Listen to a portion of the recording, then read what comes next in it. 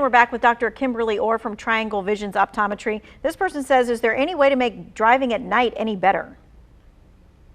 Well, that's a great question. The first thing to do is to always check out the prescription. So go see your eye doctor. There could be some astigmatism that's there. The pupil size can also affect it. Some of us naturally have larger pupils than others, and so there actually are some drops that can make the pupil size a little bit smaller and make that easier.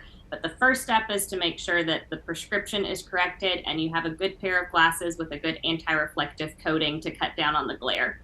Okay. This person wants to know, what is the best way to form a warm compress for your eye?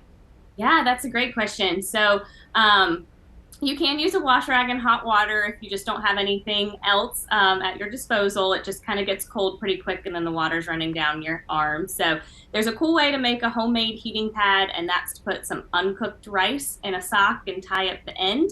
And then you can put that in the microwave for about 20 to 30 seconds and you've got a little homemade heating pad. But they do sell really nice eye masks that can go over both eyes.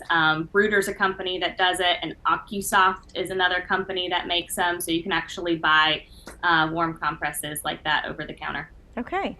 Someone wants you to discuss the value of eye vitamins. Are there any supplements or vitamins that actually help our eyes? Yeah, so fish oil is a really good one that you can take. About 1,000 milligrams of fish oil a day can be really helpful for just the anti-inflammatory properties, which helps with dry eye and macular degeneration. If somebody does have macular degeneration, there are very specific eye vitamins for that. But I always tell patients it's pretty simple. Take care of your body from the inside out and your eyes will follow suit. Mm-hmm. Yes, but none of us want to eat right.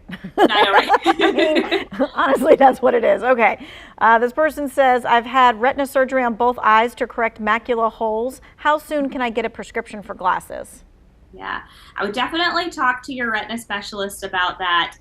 They're going to know when things inside the eye are stable enough, because you don't want to spend money on a pair of glasses and then everything changes in a month or two and then you have to go and buy another pair of glasses. So run that past the retina specialist and they'll release you when it's a good time to get your glasses prescription updated. All right, speaking of glasses, this person says, is it okay to wear the glasses with the old prescription around the house and the new prescription when you go out?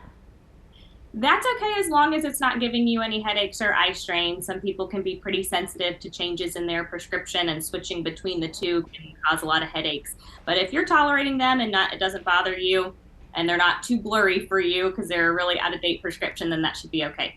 Okay. This person says, I've gotten where I need a lot of light to read small print. Should I be concerned? That can be a normal aging process, so that wouldn't be too concerning for me.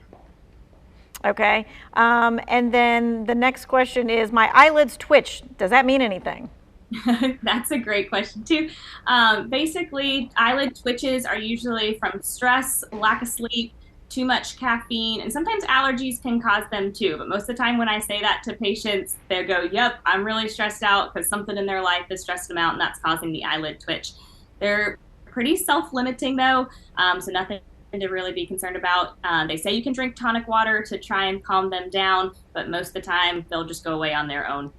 Okay, we've got about a minute. Some people will say, hey, I've heard carrots are really good for my eyes. Should I eat a lot of carrots?